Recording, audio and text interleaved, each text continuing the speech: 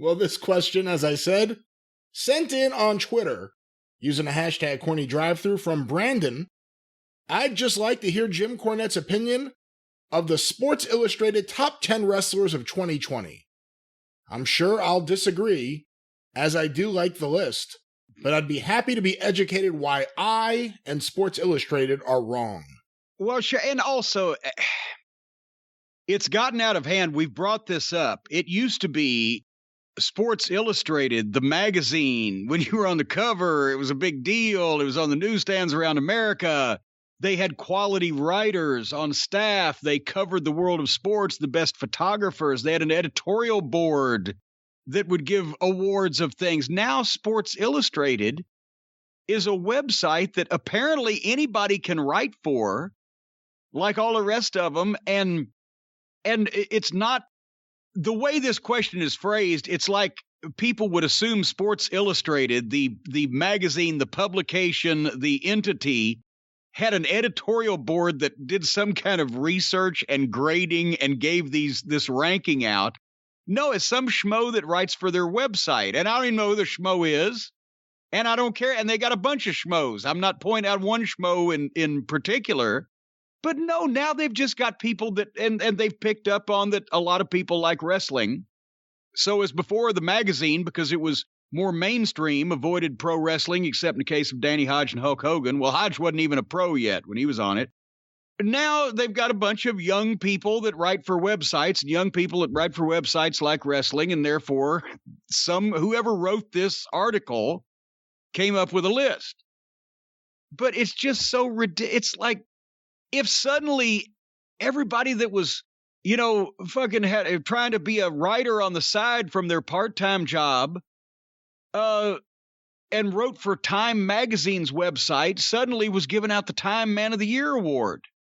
There's been a disconnect where now, just because Sports Illustrated website says it's not. I know I'm going to great lengths to tear this down before I even know what the list is, but you see where I'm going with this. This is a bunch of fucking knuckleheads writing on websites, and it's gotten to where Sports Illustrated is in the same fucking boat. I grew up in a house where my dad had Sports Illustrated and the Sporting News, and even the National, when that existed, delivered to the house. Yeah. So I've been reading these publications since I was a kid. And I think taking wrestling out of it, there has been a very sad decline for what was once the very powerful and influential Sports Illustrated. It isn't that anymore. When it comes to wrestling, everything I've seen on Sports Illustrated is either a puff piece with no real substance. It's almost like a PR arm for various wrestling companies, or that ridiculous piece we saw blaming Bret Hart from Montreal. Yeah, well, that's the one I was thinking of, because that was only a few weeks ago. And we're like, how did this? They should be ashamed that just the quality of the writing, not even the opinion, but the quality of the piece, that it would carry the name Sports Illustrated. But now that we've completely shit all over their faces, what's the list? Number 10, the top 10 wrestlers of 2020 from AEW, Eddie Kingston. Number 9. What? You didn't even give me a chance. You didn't jump in. I didn't know if you were gonna. I was going to give one of those.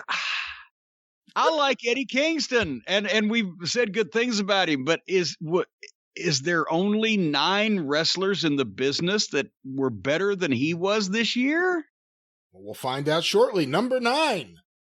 From WWE, Roman Reigns.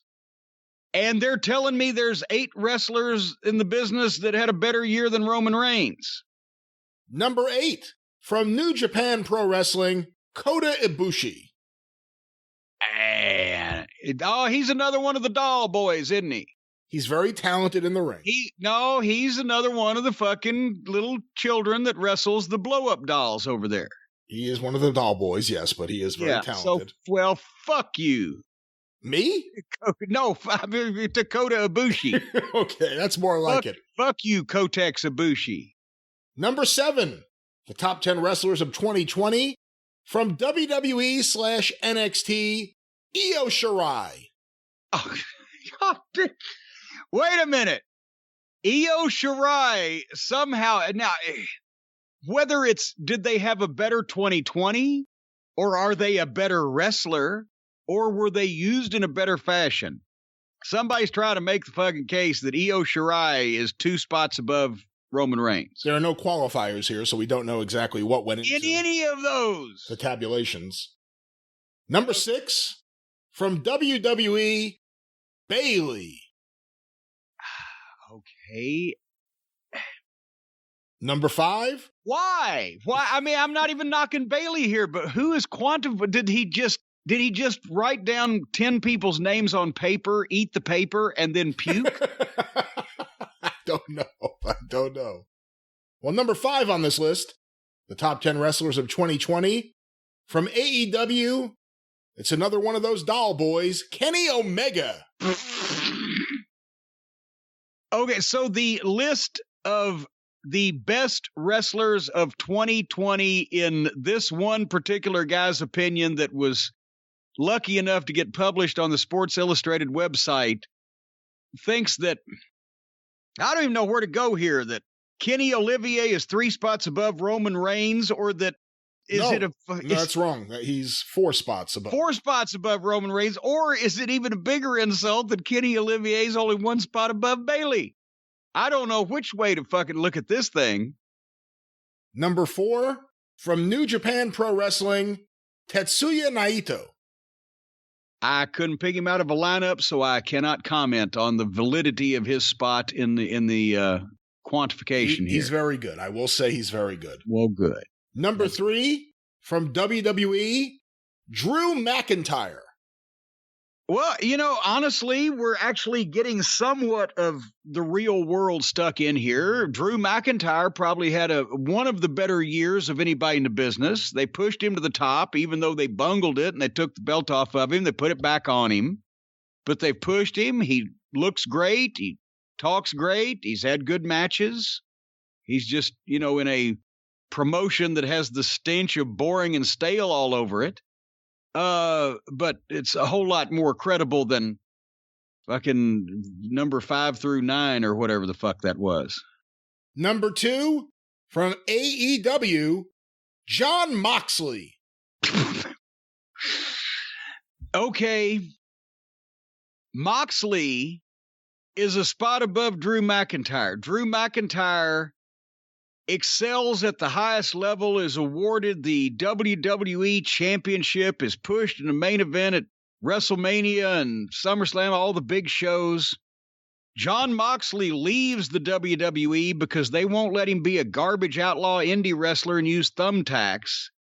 So he pops up at the Vanity Project over on the other network, where every week he has to dress in his car in the parking lot, walk 5 miles to the ring, and he looks like a balding plumber. So I think if I was them, I'd at least reverse number 2 and number 3. Well, Jim, we saw a lot of wrestling in 2020, various programs, various promotions. Before I reveal the number 1 pick for the top 10 wrestlers of 2020 according to Sports Illustrated, any guesses who you think could be number 1 based on not just who we saw and who was good during the year, but based on this list? Rhea Ripley. That's your pick? That's my pick. Number 1, from WWE, Sasha Banks.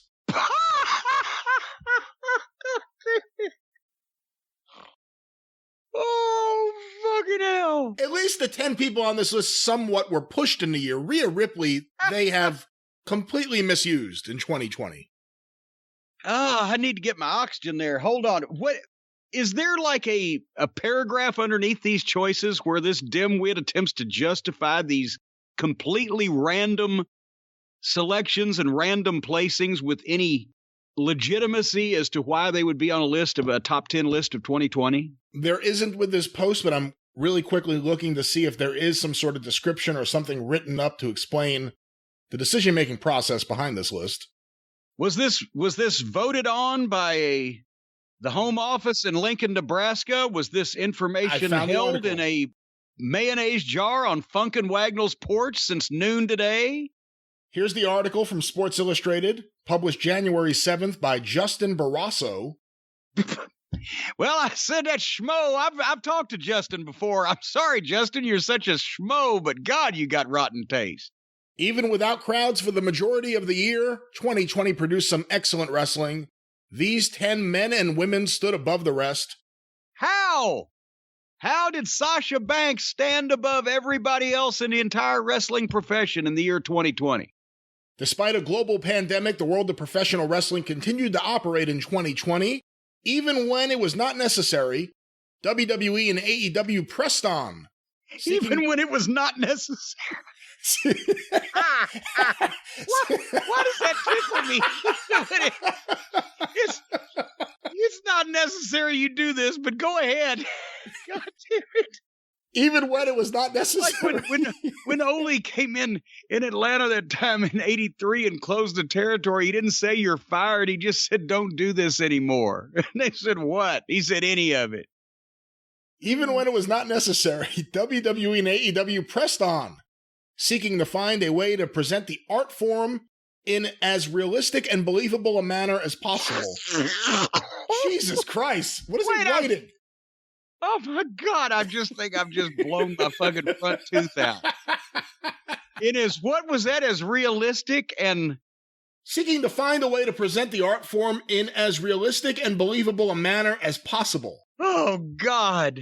We saw swamp fights. The last time that somebody sought to do something like that, it was Columbus looking for a shortcut, and he discovered the wrong country. He was way off. That proved difficult to do without a live in-person audience, a necessary ingredient in creating wrestling magic. Looking back at the shows early in the spring, particularly WrestleMania, there is a vast difference in presentation. WWE now uses its elaborate Thunderdome set. Yeah. While AEW, which had taped ahead during the spring, including a no-holds-barred match pitting Jake Hager against Jon Moxley, also found new ways to infuse life into its weekly broadcasts. New Japan Pro Wrestling halted live shows for 3.5 months until returning in June, but now again faces the possibility of empty arena shows, with cases on the rise in Japan. Unlike past... How does this relate to the top 10 wrestlers? Unlike past years, this list features all the top performers and is not broken down by gender. A great wrestler is a great wrestler. So moving forward, there will only be one top 10 from this author. Yeah, that's why all the top stars of the WNBA love to get on the court with LeBron James. Because basketball players are basketball players.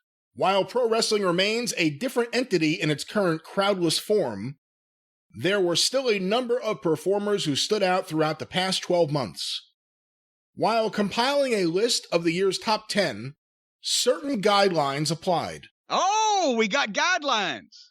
A performer did not need to wrestle. Why couldn't you cut the other bunch of shit and just get to this? A performer did not need to wrestle the entire 12 months of 2020 to make the top 10, but it certainly helped. And though it is important to a wrestler didn't need to show up for work every day, but it certainly helped.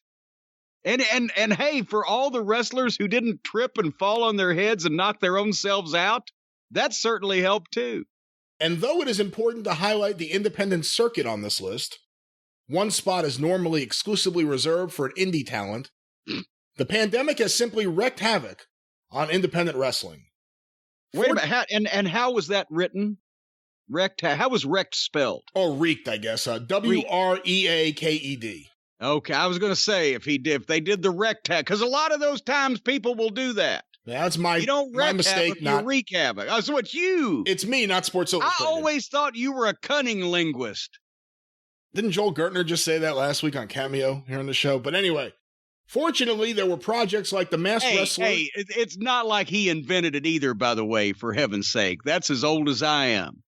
And you know what the difference is between a circus big tent and a sorority house is, don't you? I don't. A circus is full of cunning stunts.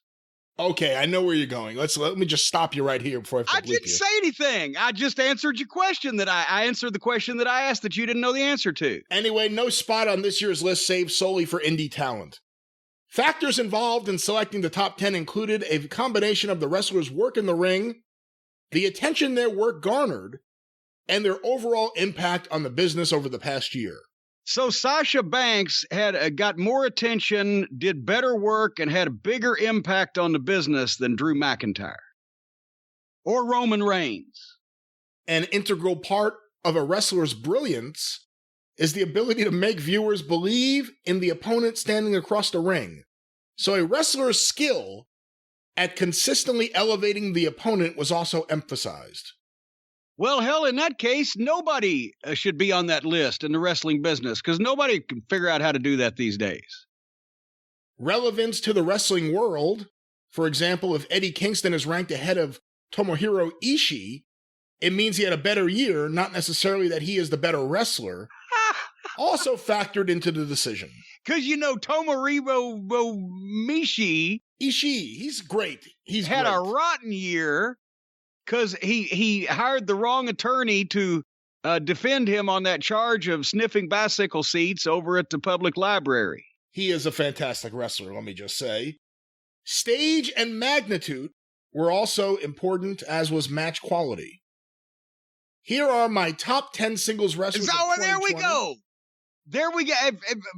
6,000 words to here are my top 10. Here is who I think are the top 10 wrestlers in the business, and nobody else would have made this list up but me. He has a list of notable omissions, and then he has a description for each of the top 10. Is there anyone specifically you'd like to hear? Well, I'd like to hear what he has to say about just start at who was number 10? Number 10 was Eddie Kingston. Well, let's go to number 9. That was Roman Reigns. What's he say about Roman Reigns? His top 3 matches of 2020, Hell in a Cell versus Jey Uso, Survivor Series versus Drew McIntyre, and TLC versus Kevin Owens. After missing 6 months of in-ring action, Roman Reigns stands as the most debatable name on this list. There were many other deserving performers for this spot. Shingo Takagi was outstanding in New Japan Pro Wrestling, elevating himself on the card and delivering phenomenal matches. Cody Rhodes also had a fantastic year, shining a spotlight on several younger emerging performers like Jungle Boy, Sonny Kiss, Ricky Starks, and Warhorse. Hey, but there you go. Right there should disqualify poor old Cody because he shined a light on Sonny Kiss and Whorehouse. But even after missing half of the year, opting to spend time with his family after his wife gave birth to twins, Reigns returned at the end of August and has delivered the best work of his career. The program with Jey Uso has presented the former tag team specialist in an entirely new light, which was on display in their matches at Clash of Champions and Inside the Cage at Hell in a Cell. Even with a very short build, the champion versus champion match at Survivor Series, pitting Reigns against Drew McIntyre. Okay, I've got the idea of the. I thought he was going to summarize some fucking pithy comment as a reason why he quantified these people in such a way. I didn't know he was. We asked him what time it was. He was going to tell us how to build the watch. What's he got to say for himself on old Kenny Olivier? Number 5, Kenny Omega. His top 3 matches of 2020: Full Gear versus Hangman Page, on Dynamite against Jon Moxley, and at Triple Mania against the Laredo Kid. What are you laughing at there? Hold on. That just came out of nowhere. The big show on AEW, such and such, big show AEW, and Triple Mania with the Laredo Kid, who's, I think, about 146 pounds. I saw him on one of the early NWA broadcasts. And, yeah, there you go. Kenny Omega was one of the more challenging performers to place on this list. You think? Omega played a key role in 2 of the best matches of the year, which were a tag match with Hangman Page against the Young Bucks at Revolution in February. Oh, boy. And a singles main event at AAA's Triple Mania in December against the Laredo Kid. The only way that Kenny Olivier played a part in 2 fabulous matches this past year was he was the one that set the ring up. But go ahead. Despite spending a large portion of the year in a tag team with Page, there were still plenty of singles matches that stood out as elite. He wrestled Pentagon on Dynamite in October, not to mention the bout against Page at Full Gear in November. Another outstanding match was the 30-minute Iron Man match against Pac on Dynamite. Oh, good Lord. As well as standout bouts against Sammy Guevara, Trent, and even a match to put Allen Angels on the map. What? Wait, what? Where is Alan Angels located at on the map? In between Truth or Consequences, New Mexico, and Pixley? He's one of the masked members of the Dark Order, I believe. But can you find Alan Angels on the wrestling map? I don't even know what he looks like, no. If Alan Angels' picture was in public, it would be on the side of a milk carton. Go ahead. After what appeared to be a slow start in AEW, Omega is now the defining factor on its programming, ending Jon Moxley's reign as AEW champion and making appearances on Impact Wrestling's television show. AEW's pulse is directly connected to Omega, which is why he ended the year as the company's world champion. Hey, if you were hooked up to a fucking machine, would you want Kenny Olivier to be the thing you were plugged into? Fuck! If I was them, I would start preparing my last will and testament. If Olivier is the ventilator that's keeping him breathing.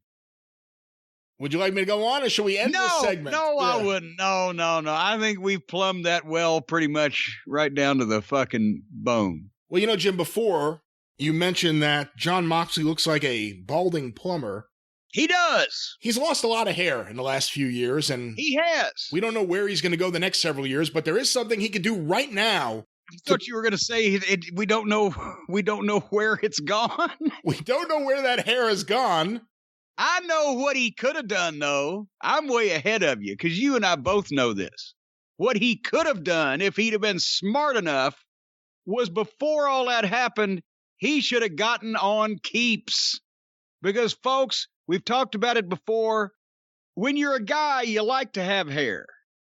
Some of these knuckleheads now shave their own head on purpose and want to be bald, but I don't know. But most guys like to have hair. They like to wash it and get it cut and brush and comb it and things and such of that nature. And if you're my age, which is so old when I was in school we didn't have history, you expect to lose some. I got a spot up at the top. The forehead's bigger. I got a 5 head now. But I'm 60. It's the folks that are in their 20s and 30s, and they're starting to notice the first signs of hair loss. That freaks you out. And we know now that 2 out of 3 guys will experience some kind of male pattern baldness by the time they're 35. So the best way to prevent losing your hair is to do something about it while you still have your hair left. Hence the name Keeps. You want to keep your hair because this stuff ain't going to grow hair on a billiard ball. If it's gone, it's gone. But if you still got it and it's just starting to fucking say sayonara, get on Keeps and you can Keeps what you got. You don't have to go to the doctor and get a prescription, sit in a waiting room. You can visit a doctor online. You can get hair loss medication through Keeps delivered right to your door. They make it easy. They make deliveries every 3 months so you can say goodbye to the checkout lines and going out in public. And they offer generic versions of the only 2 FDA-approved hair loss products out there. And they're cheaper than some of the other folks around. So anyway, prevention is key. And these treatments take between 4 and 6 months to see results, so you got to act fast because the sooner that you start Keeps, the more hair you'll keeps. Find out why they got more 5-star reviews than any of the competitors. And if you're ready to take action and take back your hair, go to keeps.com. That's Keeps, keeps.com/JCE. You get your first month's treatment for free. Keeps.com/JCE. They are so confident in this stuff, they'll give it to you for free for 1 month. Just to make sure you like it. Brian, I've noticed the last time I saw a picture of you, you were getting a bit thin. Just a bit thin. Well, fortunately, that isn't true, because I have nothing to worry about. Are you keepsing? I am not, but if I needed to, I would. Yeah, you know, the problem is you've got a big head of hair up there. I've always disliked you because of the thickness and the luxuriousness of your hair. Out of all the reasons to dislike me, if that's the one, I'll take it. Well, that was the first one that came to mind. I've compiled a list since then. What is the second one that came to mind? Well, we won't go into that in a public forum, but no, you know, And that's the thing, you know, but they didn't have this stuff back when I started losing my hair. Or maybe I would have a little, because it used to be thick when I was young. But as I started losing my hair, I went to my doctor one time and I said, Doc, I said, I'm getting thin. He said, well, it's in your genes. I said, that's not my problem. I got hair in my genes. I just on the top of my head. Anyway, what's next, Brian? Imagine how much Paulie Dangerously would have been using Keeps in the early 90s if this was available.